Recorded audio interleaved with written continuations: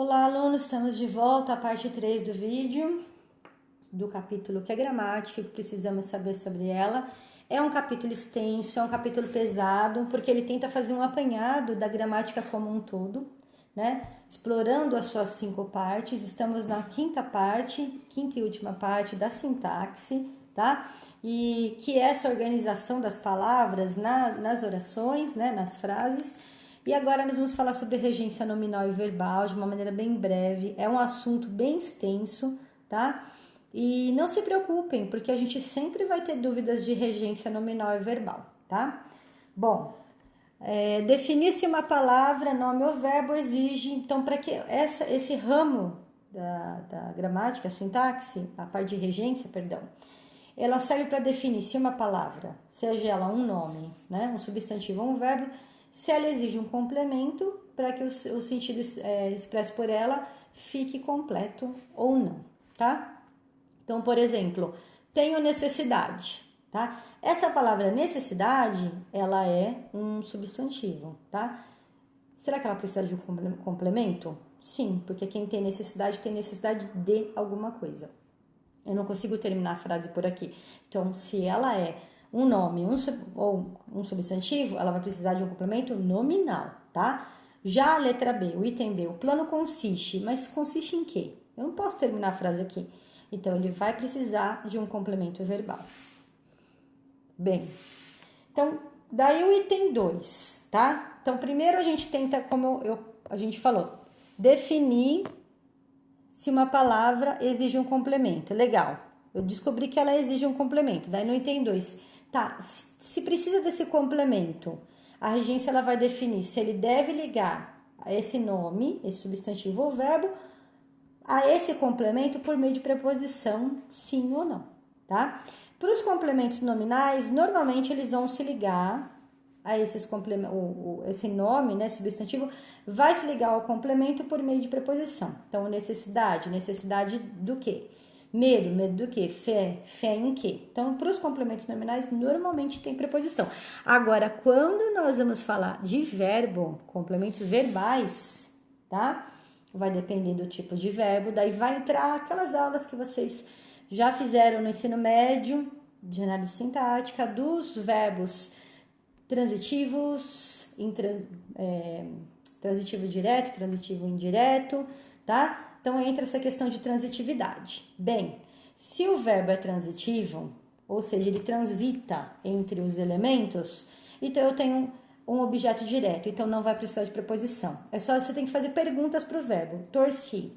Aqui ele está usando o mesmo verbo para mostrar que um mesmo verbo pode ser transitivo ou intransitivo, tá? Então, torci o quê?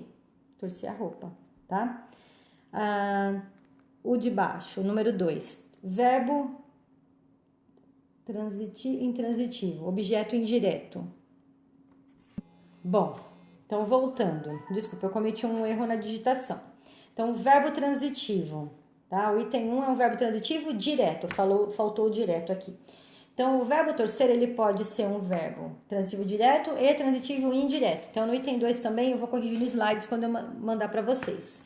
Verbo transitivo indireto, tá? Por quê? Porque quando eu coloco torci a roupa, eu tô precisando aqui de um objeto direto. O verbo tá transitando sem preposição, não precisa. Porque tem quem torce alguma coisa. Torce alguma coisa, não precisa de preposição.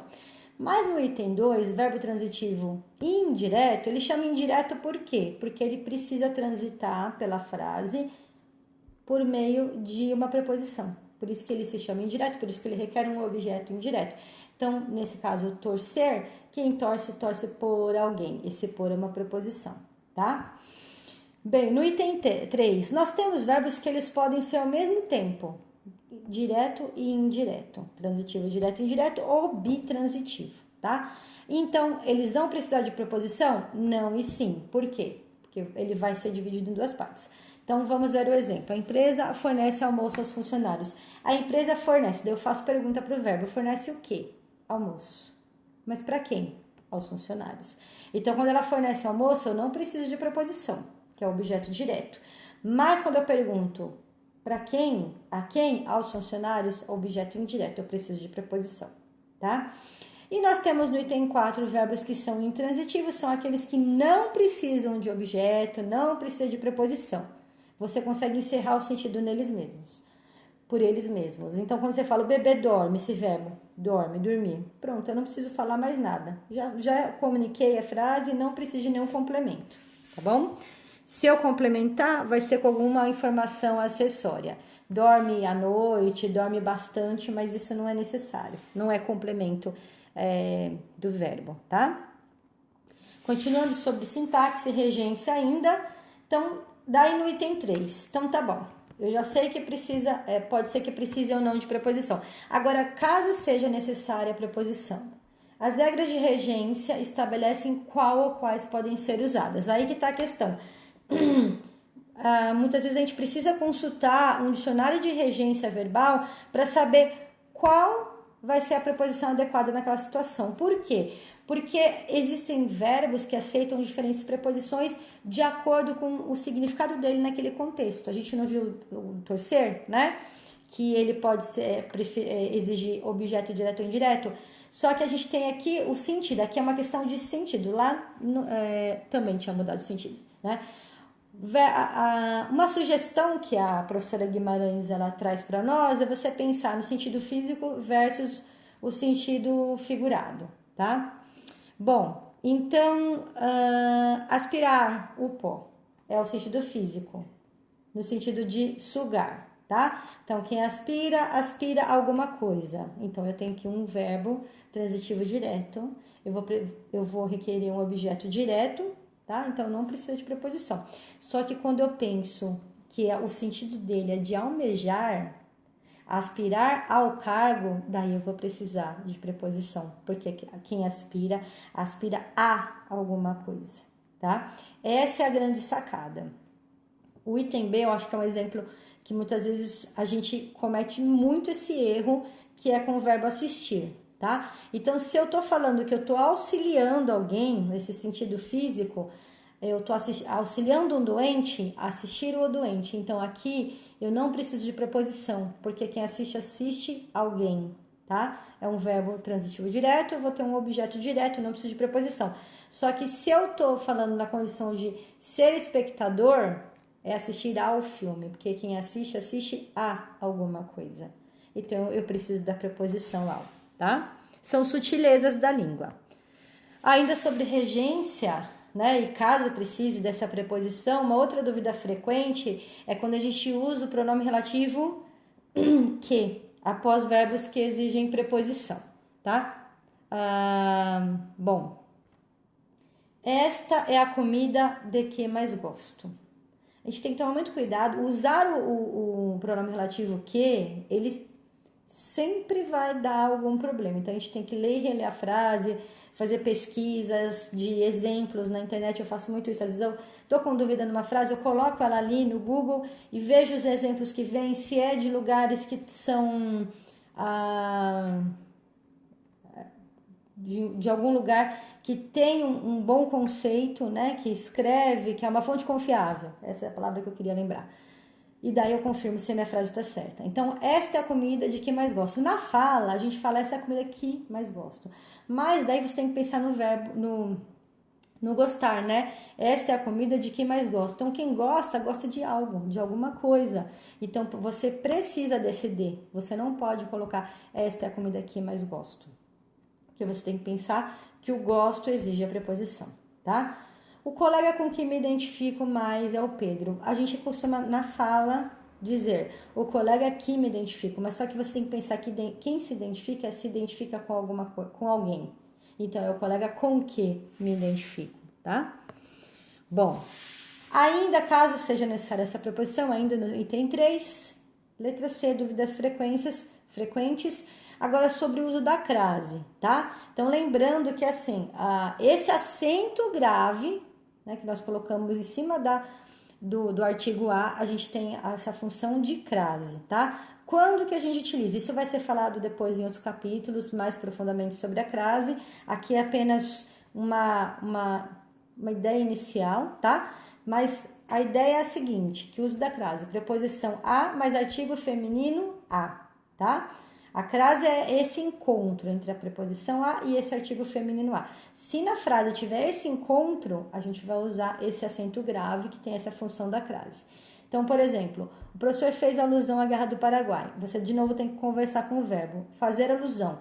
Quem faz alusão a algo, tá? Então, esse a algo seria a guerra. Então, ele fez alusão a guerra. Esse encontro do a vai ser a crase. Essa vinícola é equivalente às melhores da Europa, tá?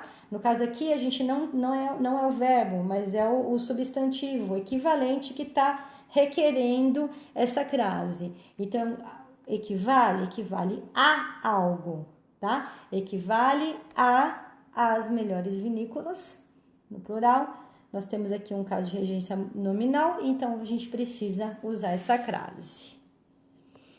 Bem, sobre colocação, o último item de sintaxe. O ramo da colocação, ele vai estudar o quê? A ordem em que os termos de oração vão aparecer, tá? As principais dúvidas, segundo a professora Guimarães, é quanto ao posicionamento dos pronomes oblíquos que já apareceram em outra situação aqui pra gente. Então, só relembrando de maneira bem geralzona, bem geral, me, mim, comigo, que é da primeira pessoa, do singular, o a, lhe, se, si, consigo, e também os plurais, né? Os as, lhes, se, si, consigo, terceira pessoa, singular e plural, nos, conosco, primeira pessoa do plural, tá? Bem, a gente tem costume na fala de falar, me esqueci de telefonar, mas na verdade tá errado, eu não posso usar esses pronomes no início da oração, esqueci-me de telefonar, tá? Outra dúvida relacionada a esses pronomes oblíquos é quando a gente usa a ideia de negação, a palavra não ou a indicação de negação. Então, não o deixe partir, tá? Esse o tem que vir logo após a negação, não o deixe, tá? E após o pronome relativo que, a gente também usa esses pronomes oblíquos. A gente até brinca que o que puxa o pronome relativo se. Apareceu um que, eu preciso usar um pronome oblíquo, ele vai vir logo grudadinho depois do que.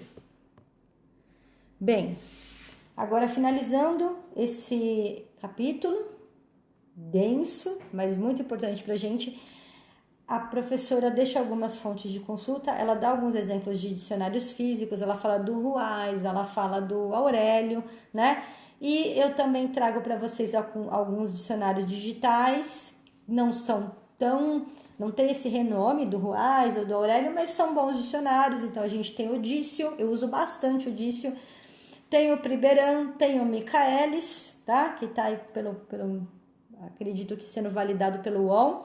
E eu fiz uma comparação e eles aparecem, a maior parte dessas informações que a professora traz, né? Eles trazem informação sobre pronúncia. Então, por exemplo, o Dício não traz, mas o Priberan e o Michaelis trazem, que tinha o exemplo da palavra...